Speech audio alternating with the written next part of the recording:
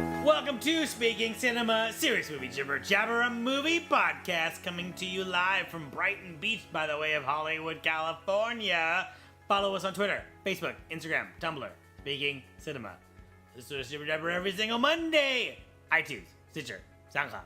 I am your host, designer of Catastrophic Plans, Mr. Jibber Jabber. With me today, as always, my own personal red right hand, Kevin. That's me. How's it going, Kevin? Doing well. Season 11. We continue our rock and roll Christmas season this week, taking a look at notable and podcast-worthy rock and roll documentaries. Rock and roll and cinema intertwined, I feel, through all their history. So this was a worthy subject to do. Beats doing like Rankin and Bass, Red-Nosed Reindeer bullshit. Shade. Kev, when did you get into music in general? What was the first CD or whatever you bought? The first album I ever owned, CD, that was like a proper Thing. start to finish great album, was Metallica's Black Wait, Album. first great album or first album? I would say first just album, because I had like the Drew Carey Show soundtrack. And Did you buy that with your own money? Yes, I bought Okay, Metallica's Black Album with my own money. Right.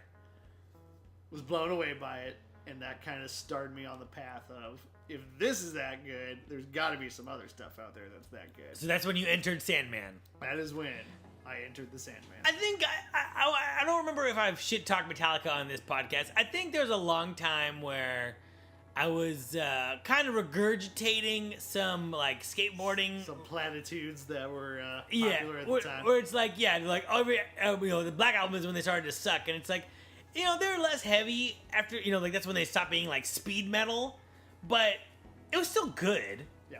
You know what I mean? It's still good. It didn't get really bad until a little bit later. Well, Staining. as we're going to explore on this season, What's your opinion of Load? Honest to God, Load's underrated. I Interesting. really do think it is. I can't remember when did Reload come out. Like a year after, 97. I think that sounds right. I was in summer camp and a kid bought Reload and it was like $25 and he scratched it on the first day. Oh, man. Oh And no! those Sam Goody discs, $25. Man, Yeah, I remember those days. my first CD I bought, Coolio. Oh, there you go. Terrible. The first thing I remember like valuing as music was I had a cassette tape of the Simpsons songs, and they were original Yeah. songs. They weren't the Not songs from the show. No, not songs from the Key of Springfield. It was other stuff. Okay. Although I listened the shit out of that song of the Key of Springfield. Loved it. Blown away by like, having headphones. And that's the thing that like this is when we turn into old men. Like kids won't understand. Like there was a time where you couldn't just listen to things on a headphone. Yep. There was a time where if you had headphones, you were like a fucking lowlife. Or you had headphones, or if you wanted to listen to something on headphones, you had to sit next to the stereo and do it. You didn't have anything you could put in your pocket and like walk around and go to the park or skate with and have your music. It's like you had to plug into your boombox to listen to anything on headphones. Yeah, man. Ugly. Dark times. Dark times. On this edition of the podcast, we're taking a little walk in the shoes of a man who is 20,000 days old. 2014's 20,000 Days on Earth. Featuring Nick Cave in the Bad Seeds. Yes. Directed, it's like, why is that? No, that's nowhere in the title. Just 20,000 Days on Earth. His name's over the thing. All right, It's all Nick right, Cave. all right. The title is not Nick Cave and the Bad Seeds 20,000 Days on Earth. It's just 20,000 Days on Earth. Directed by Ian Forsyth Yes. and Jane Pollard. Yep. Produced by Film 4. Distribution in the USA, Draft House Films. Draft House, finish that fucking theater in downtown. I know. Their website still says opening summer 2016 or 2015. It's like, it's not open yet. Open that goddamn I was thing. bummed out when we moved away from downtown. I'm like, damn it, the second I move away from downtown, this fucking cool thing shows up. No, didn't have to worry about it. No. I want my Guinness milkshake. Damn it. This film follows musician, artist, novelist, screenwriter Nick Cave on his 54th birthday while he is in the middle of recording Push the Sky Away, 15th album of Nick Cave and the Bad Seeds. Is it the Bad Seeds or just Nick Cave and the Bad Seeds? It's Nick Cave and the Bad Seeds. Interesting. Yep. And the Bad Seeds, named after, I know this, The Bad Seed, the movie. Oh, are they? Yeah. Ah, I didn't know that. Yeah. Nick Cave, born Victoria, Australia. His first influential band, The Birthday Party, that's a cool name, broke up in 1984. In the ashes of that breakup rose the Bad Seeds. Cave relocated to England and has been steadily touring and recording with the Bad Seeds ever since. Just announced a North American tour for this year and next. Where are they playing? They're playing the Greek in LA, but not till June of next year. I don't want to commit to a ticket yet. No shit. That's a long time. Are they even on sale yet? They are on sale right now. GA, how's it work? I mean, at the Greek you have the GA section, and then there's various seat sections. So, GA up front? Yeah, GA's up front. So Very good. yeah, Very good. Greek is one of my favorite venues. Also, to recently see anything. went to the Palladium for the first time. That's a cool venue. Saw NXT professional wrestling there. Yeah, It's good. it's like the Japanese wrestlers, right? No, that's the WWE's developmental league. Okay, very cool. Yeah, the Palladium's the site of my first LA concert, actually. Which I was saw the Dead Weather. It was Jack White's one of his side projects. Palladium. Kind of a little dumpy on the inside. A little bit. It's Well used, I'll say that. well used. Well a lot used. of history in those walls. Also, a lot of history in that bathroom. Rough. Oh boy. Wow. It was one- that bathroom is It was one of those situations where it's like I wash my hands and then like, why is my shirt completely covered in water? And I'm like, I'm not gonna question this shit. Yep. Don't look at it. Don't acknowledge it. My shirt is soaked. Cave is no stranger to movies. He wrote 2 screenplays, The Proposition and Lawless. He wrote Lawless? Yes, he did. Oh, shit. Originally titled The Wettest County, but then they kind of gave it that flabby title, Lawless. Which were both made into films by director John Hillcoat. Also wrote a screenplay for a sequel to Gladiator, which made the rounds on the internet because it was totally bonkers. Elaborate. Have you heard about this script? Was he commissioned to do it, or did he just decide to He do just it? wrote it. Okay. Just because. Okay. And for the record, Ridley Scott was like, this is a great script. I like it. So Maximus, obviously, spoilers for a 16-year-old movie, dies at the end of Gladiator in battle. Goes to heaven to see his wife and child. So apparently in this movie, he is resurrected by the Roman gods, and then he I'm already liking where we're takes a starting. very crazy angle, and then he sort of follows his son as his son joins, I believe, the Crusades. Potentially, I might have my history wrong, but he joins Some sort of army. exactly, and then like it ultimately goes to where he lives almost eternity, and he's consulting with the Pentagon now on things. So it's just this completely wild, out of control sequel that is just too good to exist, you know. And they should, And, like, they should it- just not call that Gladiator 2. They should just come up with a different name and then not acknowledge it's a sequel and just do it. Just do it, you know. That way, if it goes wrong, you haven't affected your golden goose, and then if it does go right, you could just rename it. Exactly. And apparently Russell Crowe really liked the script too. But yeah, just too weird to live, you know. Damn. He's also done original film scores with his writing partner Warren Ellis, including The Assassination of Jesse James, The Road, and this year's Hell or High Water. Indeed. His songs have appeared in many films and TV shows, from Peaky Blinders, Deliver Us from Evil, Shrek 2, Dumb and Dumber, Harry Potter and Deathly Hallows Part 1. Really? Yeah. You remember the scene where Harry and Hermione are dancing together, where they're kind of down and out, and Harry's just kind of trying to cheer her up? Mm-hmm. They're playing "Oh Children" by Nick Cave and the Bad Seeds. Wow. So, there you go.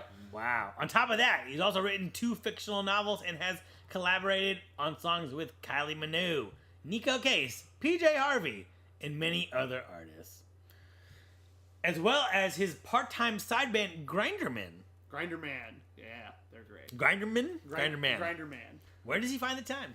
That dude is just prolific. Well, I think that if you dedicated yourself to being like proactive, I guess if you put in 8 hours a day like any other schmuck, right? You could probably get it all Oh done. yeah. He also talks about, as you'll see in this movie, he talks about writing is not something he just does only when he's inspired. He's like, I like go to the office and I write, whether it's a song, a novel, or whatever. It's like that just has to be part of my process to keep me. That's his work. It just keeps him going. You know. It's interesting. Robert Rodriguez said that. He said, action before inspiration. And I'm like, damn, that's deep. And this is coming from guys who've actually done it. You know, you can have this pure idea of like, oh, when it strikes me, it will be brilliant. It's like, no, you got to just grind it out sometimes. And that's the thing is, I listen to this podcast. I've mentioned this before, called Script Notes, with two screenwriters talk about writing, like professional screenwriters. Yeah. And they're like, writing isn't writing, writing is rewriting. So it's like he's like, that's the thing. He's like, you got to put it down on the page because you're gonna edit it anyways, right? And that's what you're talking about doesn't exist, right? No one just writes it and then they make it.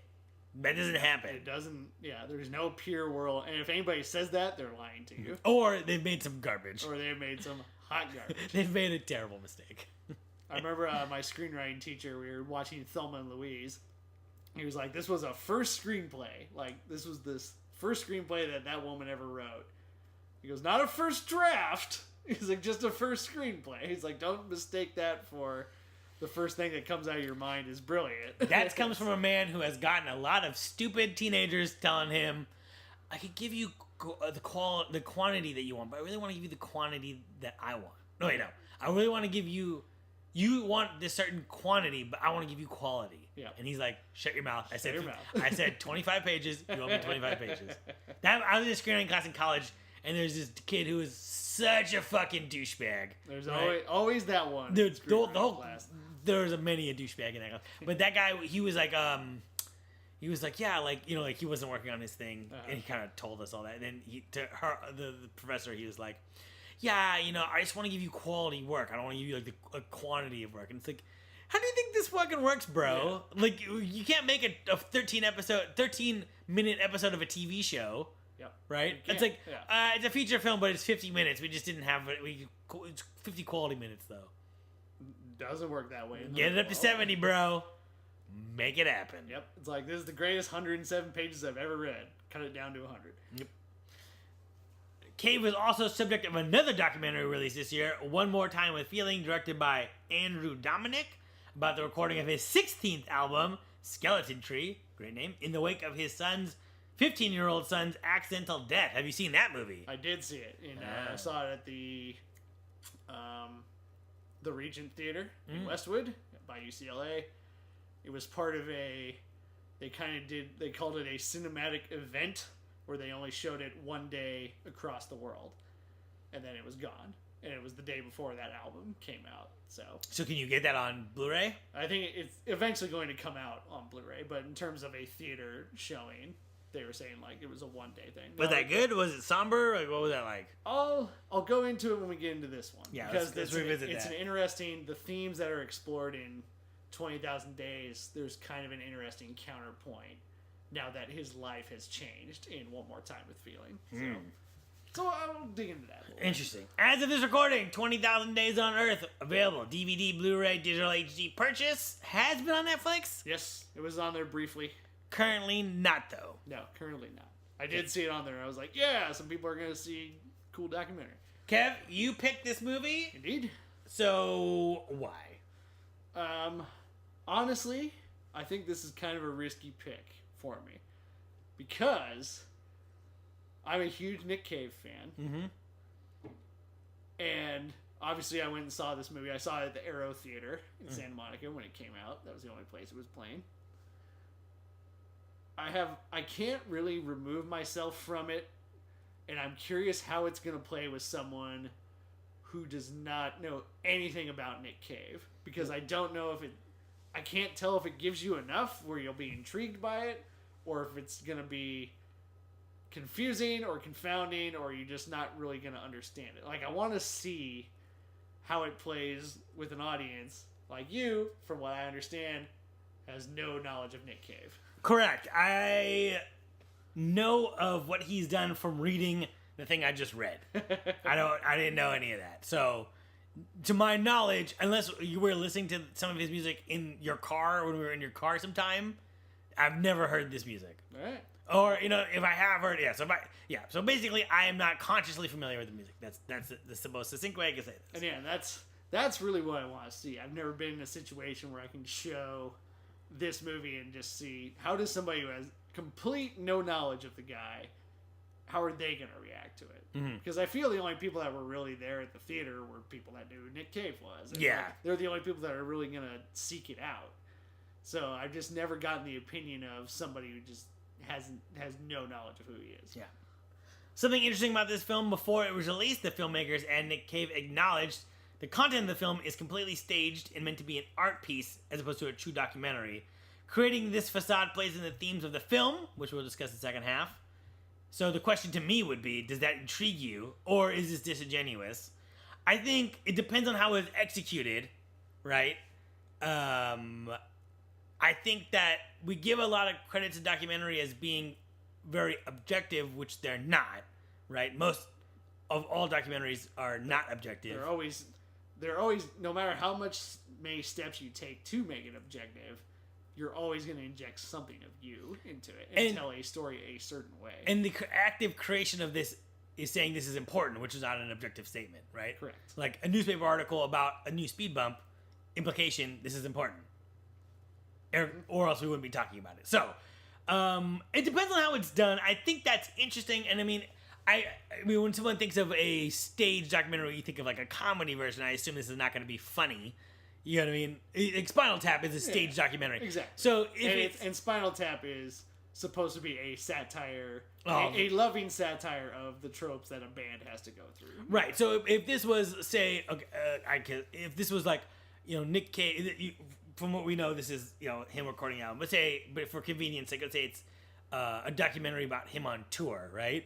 It's like, hey, when we're in we'll meet you in Cleveland, and we want to get a shot of you when you come out, because we watched the show when you were in Boston, and we noticed when you came out, but we want to, I get that. Like, I don't think that that's disingenuous. Yeah. If it's done disingenuously, I would be upset with it. But I can see how someone can essentially, with the idea of a documentary, make something about a musician, because there's pieces that you want to get. Mm-hmm. You know what I mean? So, I'm not put off by that. I mean, and they do acknowledge it too. And when you're watching the movie, you'll see it's like, this is obviously not meant to be done in some cinema verite style where it's like, oh, clearly this is happening, but we stage it. It's like there are multiple camera angles. There are certain things like this shot had to be planned out. Mm-hmm. So they're acknowledging within it as well as acknowledging externally that this thing is not, it's meant to be a representation. So my expectation for this is my same thing that I had for Frida. I want to be stoked on the music and the band, and I want to learn something. We'll see what happens. I'm anxious to see what happens here. Tell you the truth. Let's get into it. Here we go.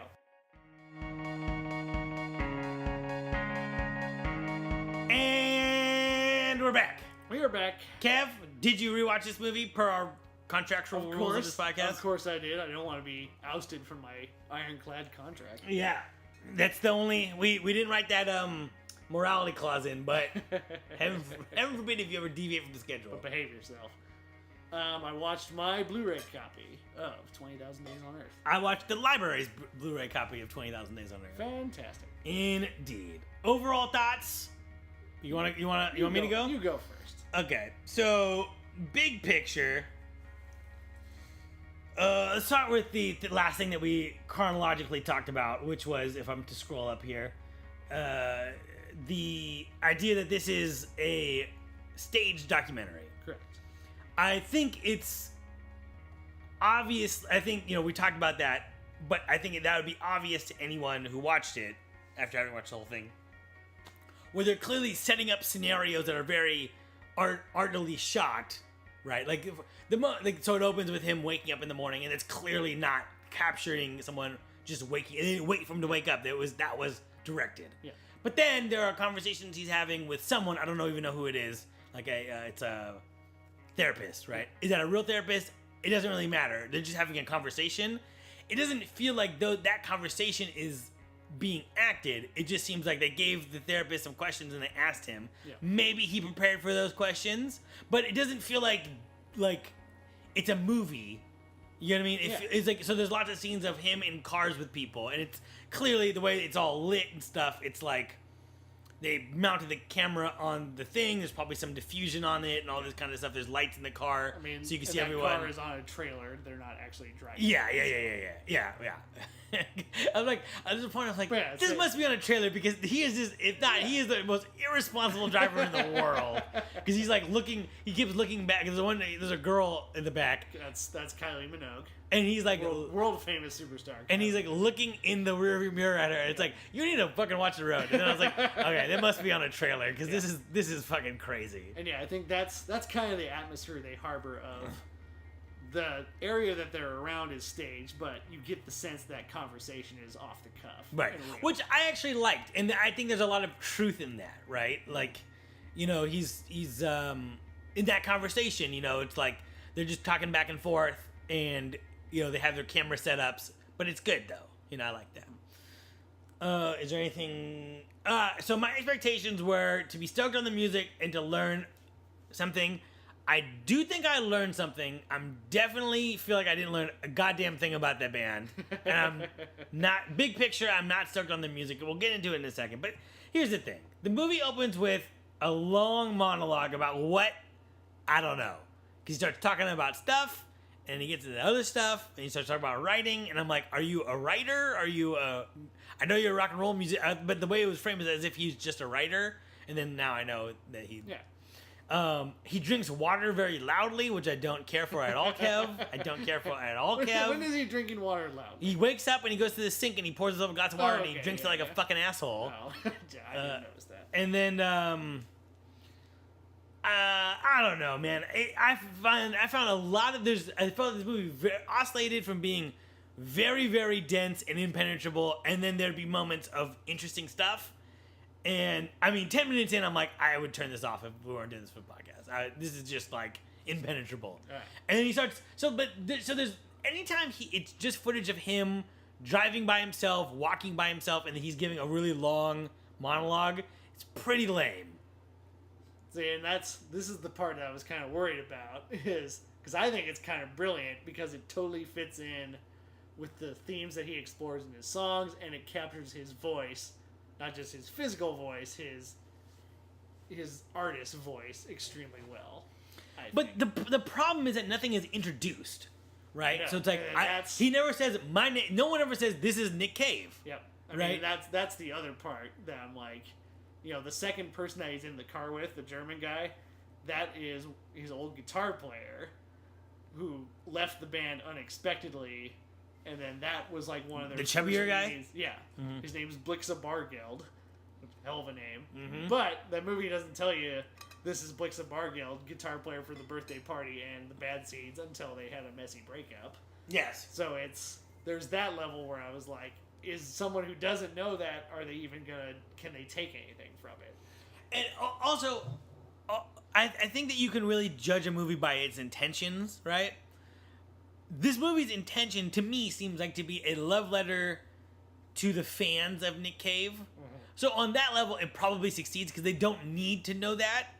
But to everyone else, man, this is just like, what are we talking about?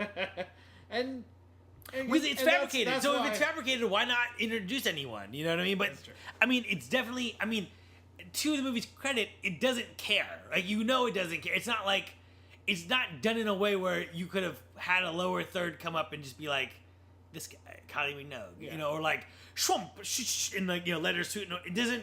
It's not doing that, and it's designed not to do that. But I didn't like it. Yeah, I mean that's what I was interested in. I can understand if you didn't like it, because I cannot remove myself to anything other than Nick Cave super fan Mm-hmm. to see it any other way. Mhm. You know, so I was anxious to hear. I'm sad you didn't like it, Mm-hmm. but I had a feeling, like you said, it might be too impenetrable. So here's the best analogy I could give it.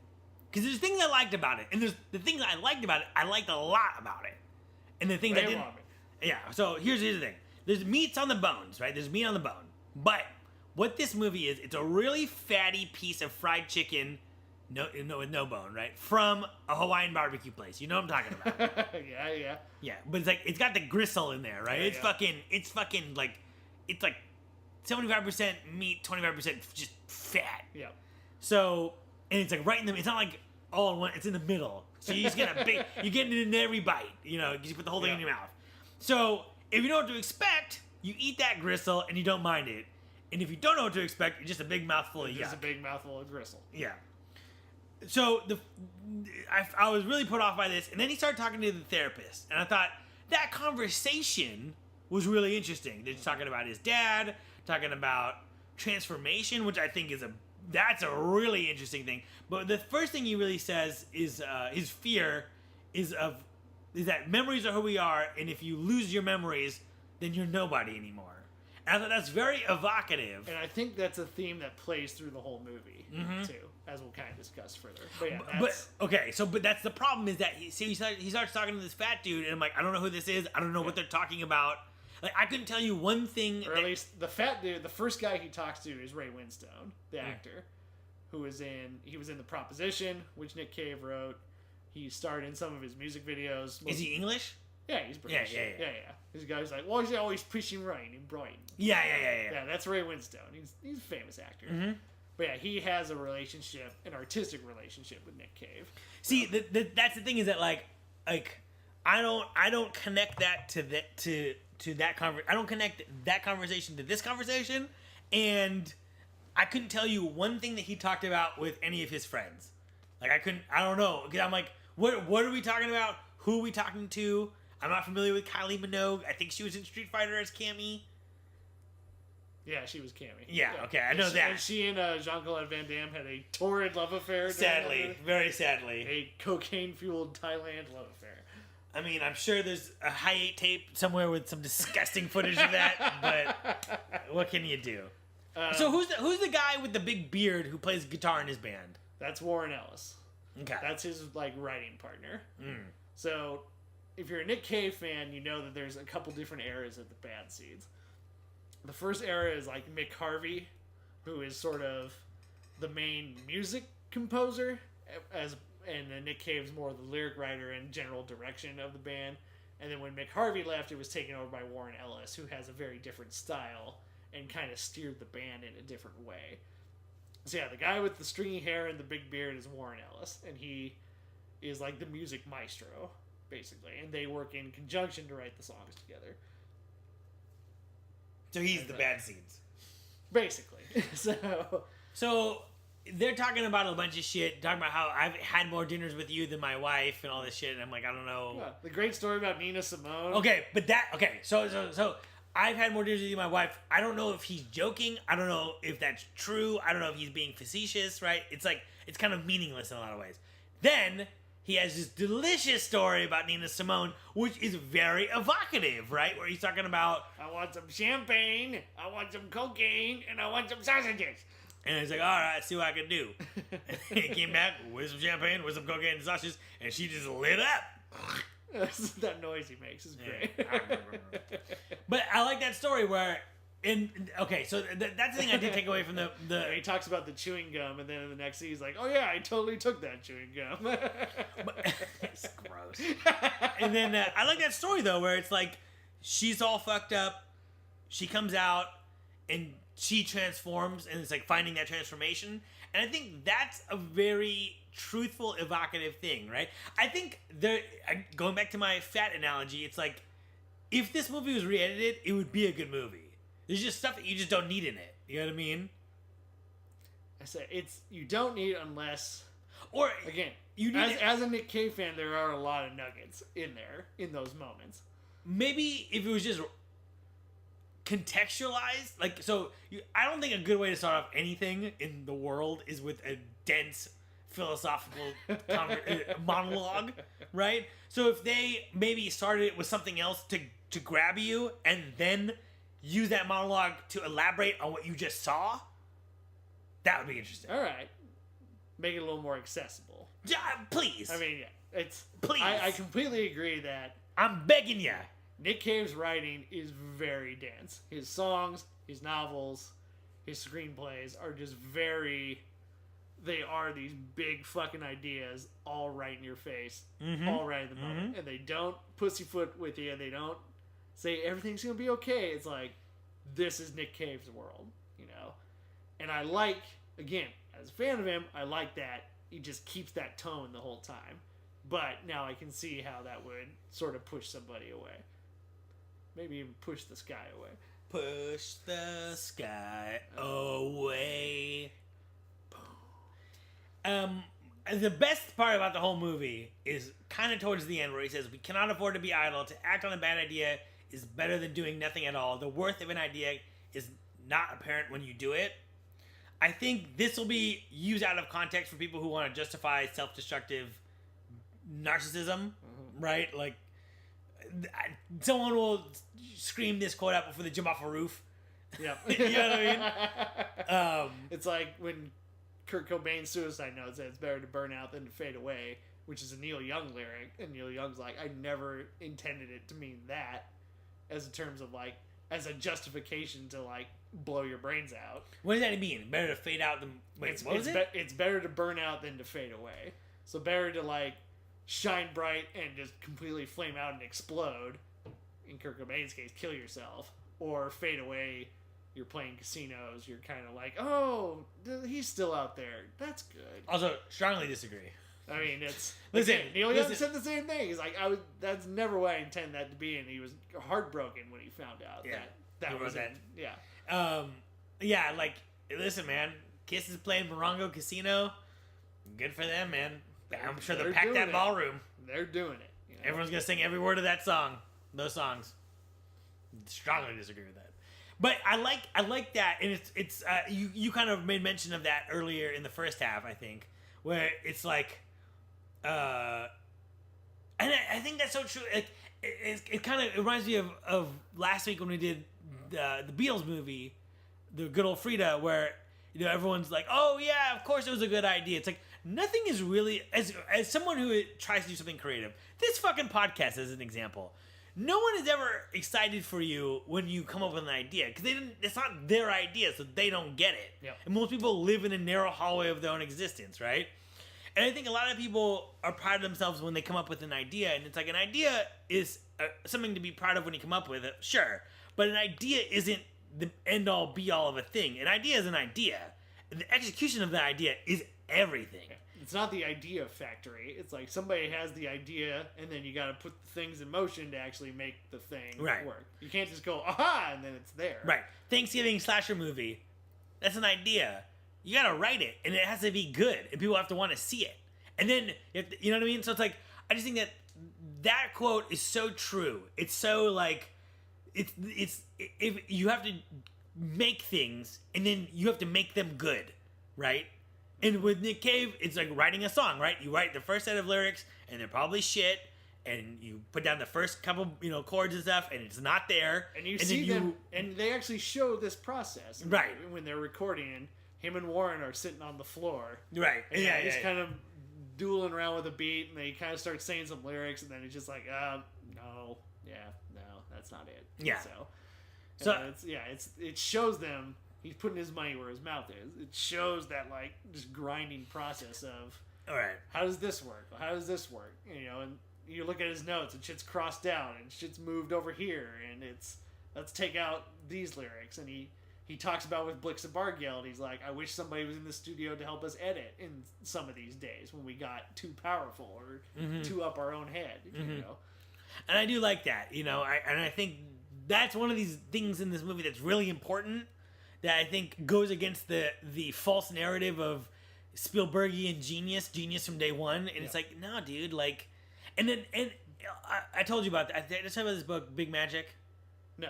So it's by the woman who wrote Eat, Pray, Love. Wait. And so it's about, and she gets in some hippie shit. She talks about how she thinks ideas are actual things. And it's like, I don't subscribe to any of that shit. But she does talk about, it's like, if you read this book, you'll just like fucking want to conquer the whole world. But she talks about, like, yeah, things are gonna be bad. There's no one who ever created something and it's just good. You know what I mean? Like, that's not how it works. That's a false thing. And it's also like, we don't want that to be true. It's not how the world is. We don't want to see.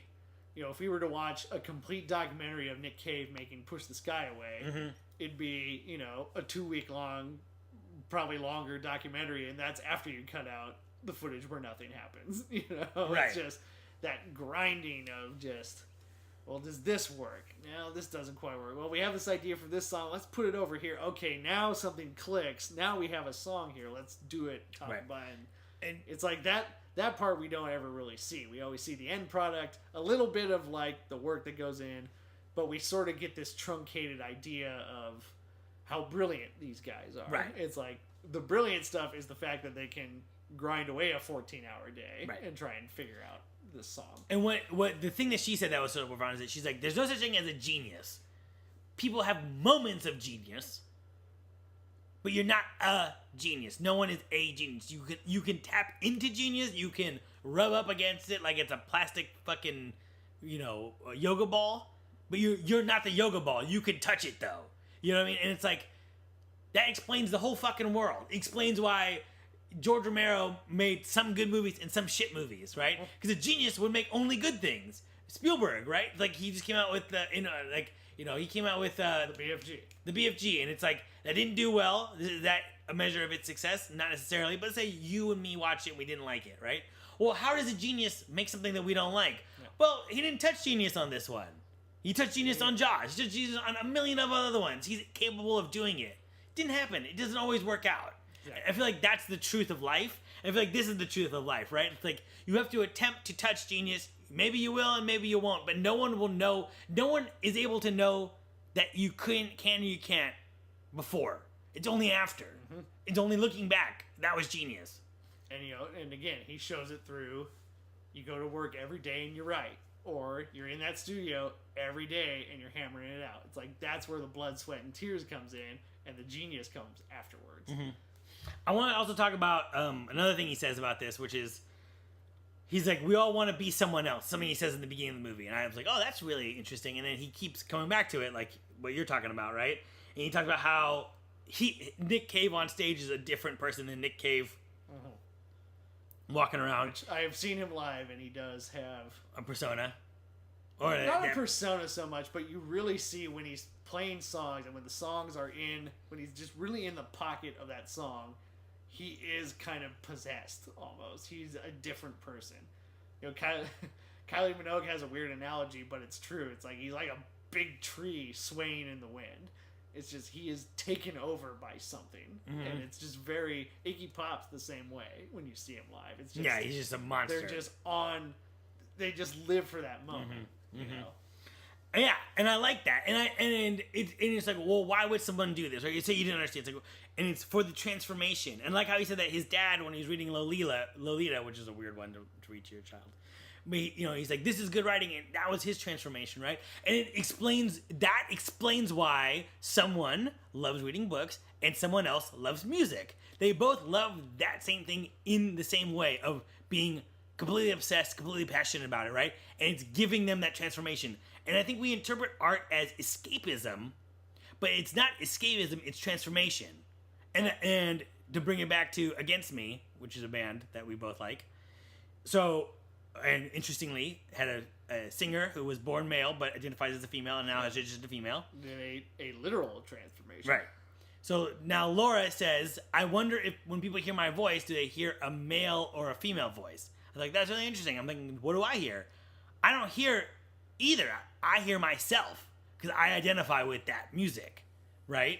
It's like I identify with these songs, even though literally I'm not like a transgendered person. I don't feel that way. But just because I like it, it transforms me in that way. So it's like, and that's such a key, I think, to understanding art and why art works on someone and doesn't work on someone else. Why someone can look at a painting and be transformed. It's like, Emily really likes classic like art from like your fucking Michael, not like Renaissance. Your Renaissance. Thank you, exactly.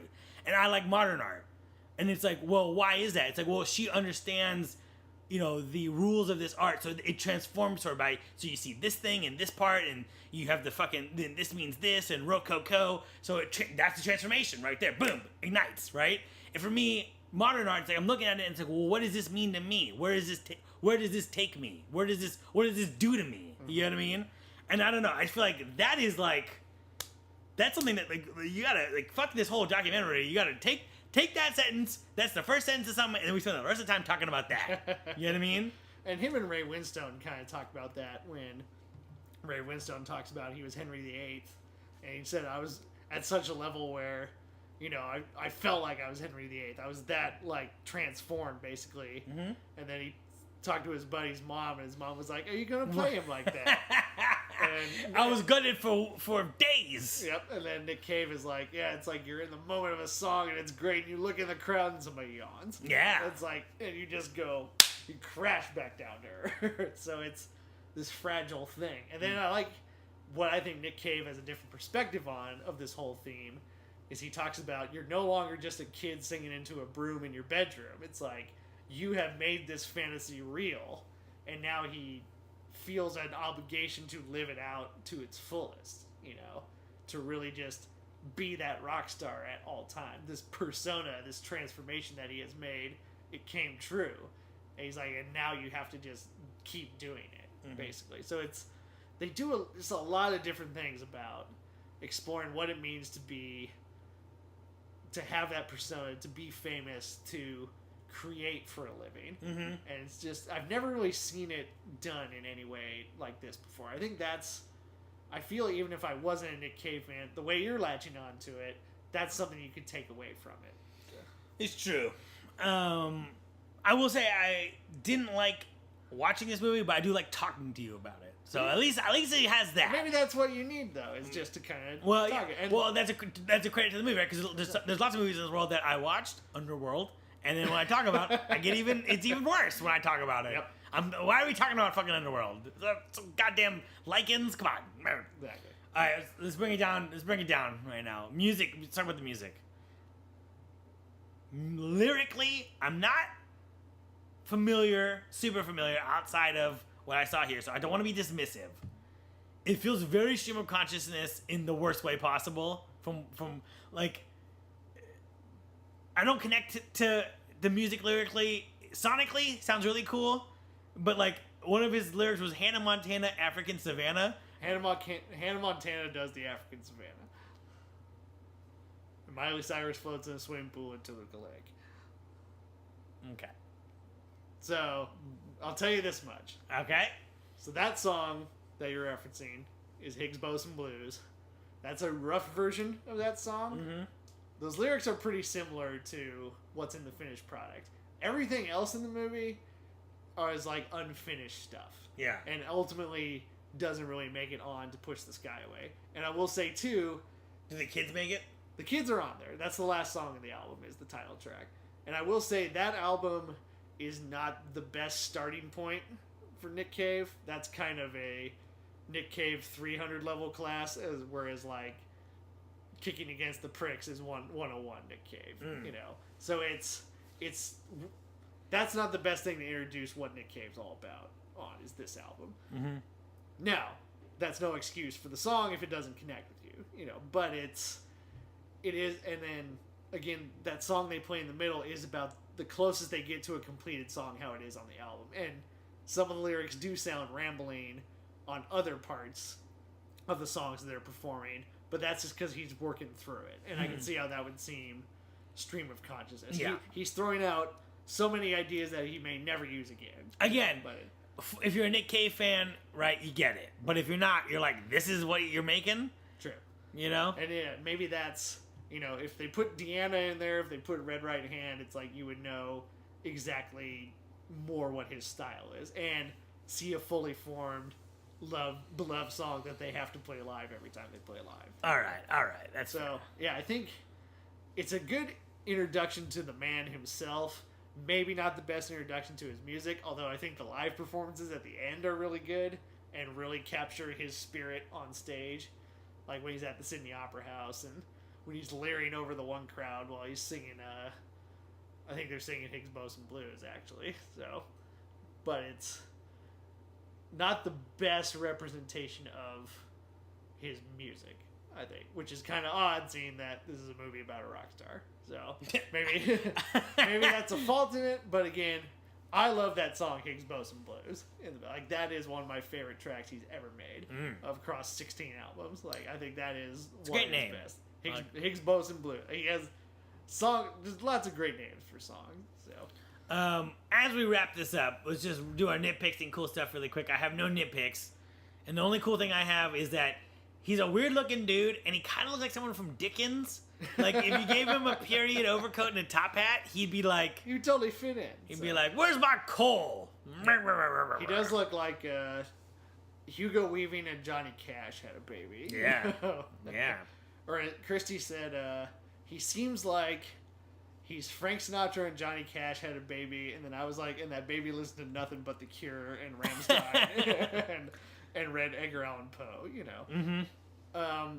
My favorite moment in this film is when he talks about meeting his wife for the first time. Mm-hmm. First time he sees Susie. And he just talks about she was Greta Garbo and Playmate of the Month, and like every concept I ever had of a woman just goes on this long screed, and I was lost to her. It's like the sexiest way to describe anybody, and just I think just a stunningly moving way to describe someone you love the rest of your life. So speaking of that, why do you think they keep her face obscured except for one picture? So I think that ties in to what he talks about with memory and losing memory. Yeah, we only get a really clear shot of her in that one picture where he says, "This is my favorite photo of Susie," and it's like that's a moment that's captured forever, and you'll always remember it that way as that picture. And so I think kind of keeping her obscured, keeping her that kind of at a distance a lot of times plays into that theme in some way. Now what's interesting, and I mentioned this in the first half that we talked about it, so he made a film this year. One More Time. The scene where he's watching Scarface with his kids, the son on the left of they're twins. The son on the left is the one that died. And he fell off a rock, right? He fell off the cliffs of Dover, basically. Or Oh. I think it's A cliff, not a rock. yeah, Even worse. because Brighton has like, and you see it when he goes to Warren's house. It has those big steep cliffs, and they're chalky, so they break up really easily. And Was he rock climbing, like formally, or just hanging out? they sit now. Apparently, he was just hanging out. There are rumors, unconfirmed, that in his toxology report he had LSD in his system, All right. so he could have been on drugs. And they say that, or at least they think what happened is he was out there with his friends, and he went beyond where there's a little fence there, but it's like it's a nothing fence. You know, you can hop over. Yeah. And probably went over that, and then the cliff broke under him, and then he fell to his death. So One More Time with Feeling is following him as he's making his 16th album. It's all in black and white, much more cinema verite style, except for the music sequences, which are kind of like little music videos, basically, but just them performing in the studio. And this is a movie that has no artifice to it at all. He is letting everybody into his home. Susie is speaking on camera. He's very present. There's still monologues in it, but they're much less these planned out kind of like ruminations on life. It's more, he has these inner monologues about how frustrated he is and his feelings about time, and that like time is elastic and is always going back to the moment where he found out Arthur had died. And it's an interesting counterpoint to this movie, which is so full of calculatedness and presenting a certain way, to that which is so much more raw and emotional. And the end of that movie is devastating. Like, Which the way is they do it. go ahead and spoil it. Basically what they do is we've kind of spent this whole time, they play it interestingly where they don't say right away what happened, but we know something happened. And if you're a Nick Cave fan, you know something. Yeah, of course. They don't, and they kind of keep going, and we know some kind of tragedy has taken place, and it has happened during the writing of this album. So it's going to influence things later. And, we go through all these different things about death and when they found out and how they're coping with it. And then it ends with this montage of everybody that was in the movie, from like the sound tech to the girl that goes and gets coffee to the director. It's like just these profile images, well, not profile, like portrait type images of just people in front of a wall. And he's doing this monologue about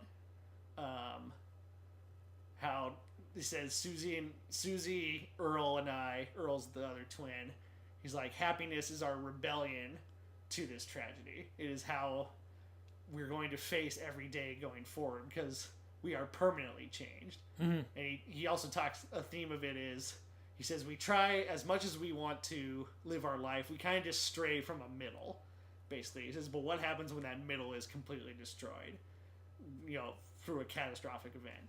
And he's going through it, and then it's Nick, and it's his wife, and it's his son, and then it's a blank wall. And like when that blank wall was on, like you could hear a pin drop in that theater if we couldn't hear through all the crying. It's like it's such that kind of moment. And it says in memory of Arthur Cave. And it's an interesting counterpoint to what this movie is talking about. It explores a lot of the same themes, but that one is much more raw and less planned and just. Would you say that one's more accessible? It's more accessible, and I think he's more. Again, he is really letting you in, whereas this one he's kind of presenting you a thing, and this is two different Nick Caves we look at on screen here, because as he self-admits, he is a completely changed person in wake of horrible tragedy. Yeah, so I believe it. It's well worth watching one more time with feeling. Interesting.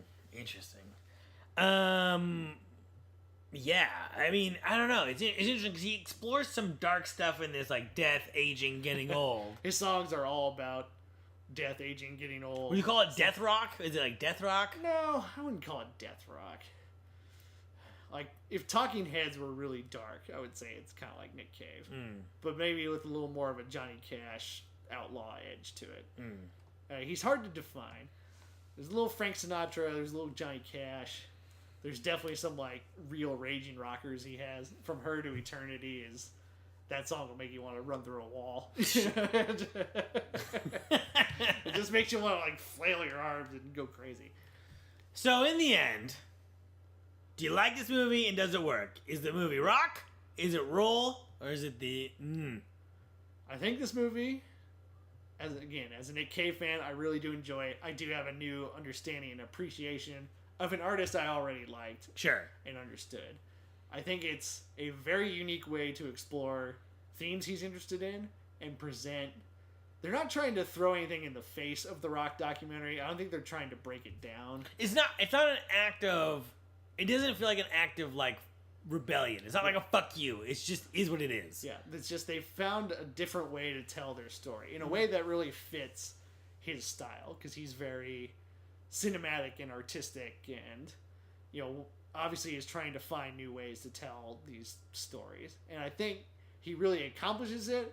But I'm glad I got your perspective on it, where some things, when they don't dig into it, you don't know who Blixa Bargeld is, who Kylie Minogue is, who Warren Ellis anyone is. Who anyone is. You should have known Ray Winstone. He's been in lots of stuff. He had sunglasses on. All right. You bastard. But yeah, I was glad to get perspective from you on that. It can seem a little impenetrable, but we had a pretty good conversation about it. No, I do give it credit for the conversation it did, and I do think it goes to interesting places, and I do think he says interesting things. Overall, as a work, it doesn't work. I don't like it. It's just the N in rock and roll. But it is not to say that there's nothing. It's not vapid, right? It's not devoid of interest. It could have easily devolved into a vanity project, and it never feels really vain, I don't think. He's not always presented himself as like... No. But to tell the story of, I'm being great on stage and somebody yawns in the crowd. It's right. like, that's... Someone's pissing on us. Yeah. And yeah, from the... he is still very honest with himself, even in kind of this fabricated world. Right. So. I think you can interpret all of the just long soliloquies as very indulgent, but I don't think they're... I think he is trying to get to a point. It's not like indulgence for the sake of indulgence, you know what I mean? I did find myself really wanting it to be over. I will say the last song that they played was good, like just that footage and Jubilee Street. Yeah, is a really good song. That was good. Yeah. And I think that this could have been either been edited down or edited differently to make it more accessible. But I don't think he was interested in making it accessible. I don't think they really cared. Yeah, it was never meant to. I don't know if it's gonna win him any new fans. I'll play you some of his songs. We'll listen to some. But I guess the question is, would you actively seek out his music? I mean, not from this. I think from our conversation, maybe like same with the Beatles one. It's like from our conversation, maybe, and maybe that's all this was good for, right? Is just to start the conversation. Mm-hmm. So who knows? And I'll play you some Nick Cave sometime. All right. Some Red Right Hand. But I mean, he has some cool names for some shit. Red Right Hand. He's got lots of good song names. That's it for us. This episode written by Kev. Thanks, Kev. Of course. Music by Jeff Russell. I'm Mr. Jibber Jabber. That's Kevin. Thank you for rocking out with us, and stick around this season for more interesting and unique cinematic looks into rock and roll. I'm really glad we did this one. Yeah, Thank you for indulging me. Yeah. I really did feel this was a risky pick, and I wasn't sure if it was going to completely turn you off, and we were going to move to Barbados and never podcast again. Well, we had to see how some certain political things go down before I moved to Barbados. Yeah. But, I think the podcast is not just for movies that I love. It's for, it's about expanding the horizon, right? It's why I want to do a film noir season, because I don't know anything about film noir. It's why I want to do a car season, because I want to watch more car movies. It's about exploration. So you don't always get where you want to go. You know what I mean? But if you try sometimes, you find you get what you need. Well, son of a bitch. See you later. Have a good one.